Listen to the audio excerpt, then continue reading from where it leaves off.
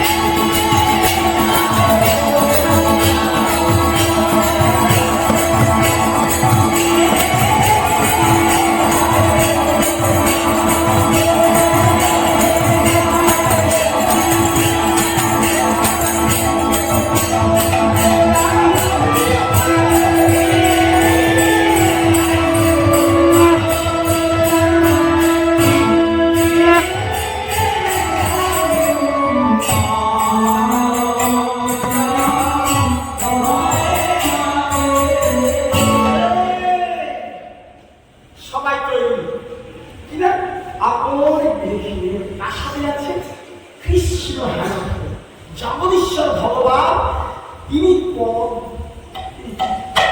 যখন বাচ্চা ছোট থাকে তখন বাচ্চাটা হাত ধরে না মা বাবা তার হাত ধরে বাচ্চার আঙুলটা মা বাবা ধরে। আমরা কি করবো? আমরা ভগবানকে বলবো তুমি তো মহান মহান, কি আমরা তো শিশু, তাই না?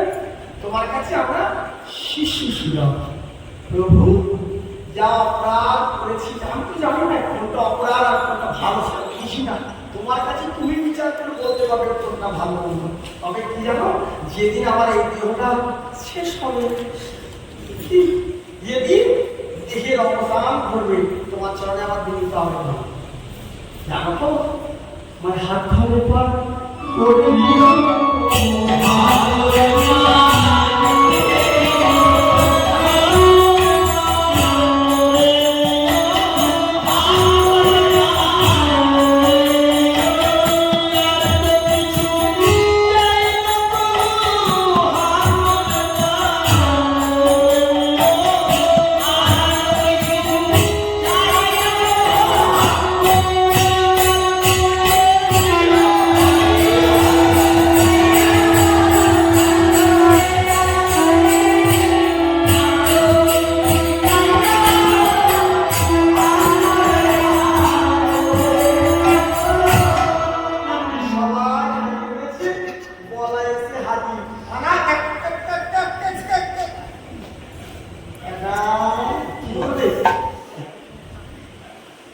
মামা আমাদের খুব ভালোবাসে। বলাই দাদা বলছে মামা আমাদের খুব ভালোবাসে। কেমন গিরির বেলায় তোমার মারার জন্য তৈরি অবসর বকাসুর থেকে আরম্ভ কত ওষুধ ছেড়ে রেখেছে। এখন রাত্রি বেলা কি কোথায় ঘাপটি মেরে বসে আছে, হক করে কার ঘাড়ে পড়বে বাস। রাধে রাধে। এই ওরা বলছে আমাদের বাবা সবচেয়ে ভালোবাসে, মারা করে তৈরি। আর আমাদের বাবার ভালোবাসি কিনা বলুন? আমাদের বাবার ভালোবাসি, আমাদের বাবা ভালোবাসে না। কৃষ্ণ বলরাম বলছে আমার বাবা এত ভালোবাসে, মানে আমাকে মারার জন্য হত্যা করার জন্য তৈরি। আর আমাদের মামা কত ভালোবাসে, মানে মামা একটা চড়ও দেয় না, কি একটা হাত দেয় গায়ে। কেন বলুন তো? মামারা ভালো ভাইকে মারে না কেন?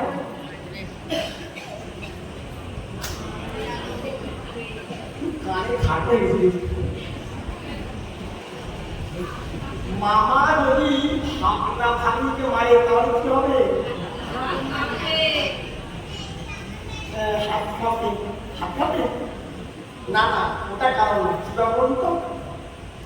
মামা ভাত খেয়ে জীবনের পঞ্চাশ, মামা মুখে অন্ন দেন তো, ওই জন্য মামা কোনোদিন রাইট নেই সেই ভাগনা ভাগিতে প্রহার করা।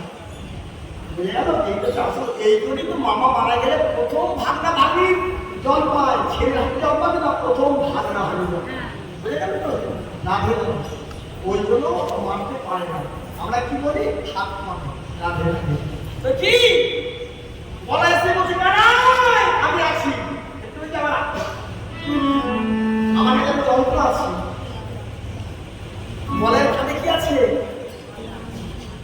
নাঙ্গল ধর না, যদি কেউ আসে ব্যবস্থা করে ফেলবো। হ্যাঁ আয় আমার কাছে চলে, সবাইকে কাছে লাগে মহাদেব কাছে ডাকবো হইব শিবকান্তি বলো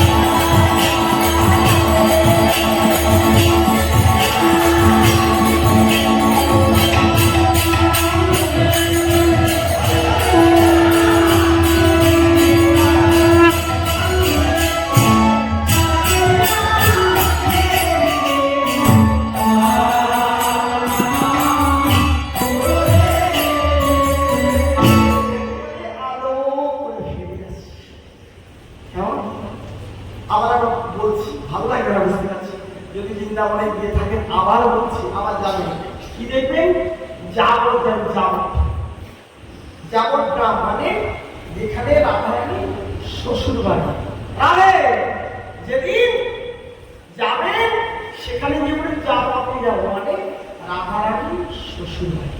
যখন কৃষ্ণ ফিরে আসতেন, আচ্ছা একটা কথা বলবো, ওরা বলতো আপনি শেষ করবেন। আচ্ছা আপনারা বাড়িতে যখন অন্ন তৈরি করে ভাত পুরপুর করে জাল দিলেন, ভাত হয়ে গেল তরকারি। কিন্তু যখন পরমাণ আমার পায়েস তৈরি করেন, একটু মৃদু আসলে ভালো হয়, আস্তে আস্তে ভিড় করে। কিন্তু তাপ না দিয়ে, মানে আপনি কাঠি দিন, গ্যাস দিন, কয়লা দিন, যাই দিন, আগুন আজকে তো হবে না। এখন পৃথিবী বিখ্যাত, একবার ঘুরে আসবেন, গিয়ে বলবেন যে রূপ গোস্বামীর ভজনস্থলী যাবে। কি বললাম? রূপ গোস্বামীর ভজনস্থলী জায়গাটার নাম হচ্ছে টেরকদ। কেমন? জায়গাটার নাম হচ্ছে টেরকদ, রূপ গোস্বামীর ভজনস্থলী। কোনো কথা নেই, একদম চুপচাপ স্টিল নাম দিয়ে না থাকবে। ওখানে যে ভদ্রলোক আছেন, কেমন বহু বয়সের কাছে, কিন্তু দেখলে মনে আপনার কত 25-30 বছর বয়স। হাতে যে প্রসাদ দেবে, আপনার হাতে যে প্রসাদ দেওয়া হবে, সেটা হচ্ছে আমরা বলি পরমান্ন, ওরা বলে ক্ষীর। সেই ক্ষীর তৈরি হয় এখনো পর্যন্ত বিনা আগুন। কিন্তু আমরা হাতে দিলে বুঝতে পারবে না, মানে আগুনটা, আগুন ছাড়া সেই উত্তাপটা হতে পারে না। আজ থেকে 5,000 বছর আগে রাধারানী এই গল্পটা চালু করে গেছে। কি? সকালবেলা উঠে ওই হাঁড়িতে দুধ আর ধরুন আজকে চালের পায়সের বা চিড়ের হবে, ওই দিয়ে ঢাকা দিয়ে পাইতে হবে রাধে। বিশ্বাস করবেন না, অদ্ভুত অনেক ঘটনা। তো সাত ঘটনা আপনার হাতে দিলে বুঝতে পারবেন কি না। একবার প্লিজ আমার বৃন্দাবনে ঘুরে আসেন। এতগুলো বললাম, আরো অনেক অসংখ্য প্রমাণ আছে। যেমন এই একঘেয়েমি কথা ভালো লাগবে না বলে কথা, পরবর্তীকালে যদি কোনোদিন আবার দেখা হয়, সাক্ষাৎ হয়, আমার মুখ্যমন্ত্রী কথা হবে রাধে রাধে। যেমন তো এরা সবাই ফিরে আসছে, রাধারানী কপাটকে দবাক বানাচ্ছে জানালা, কেমন রাধে জানালা দিয়ে মনে দেখছে, আরে বধূ আমার এখন এলো না কেন? হঠাৎ করে দেখলেন সমস্ত আকাশ মেঘে পরিপূর্ণ হয়ে গেছে। মেঘ ললিতাকে বলছে, ললিতা এই তো পরিষ্কার আকাশ ছিল, মেঘ কোথা গেল? সখীমার বলছে, রাই যার যে ভাব আসছে, তুই বধূ বলে চিন্তা করছিস তো?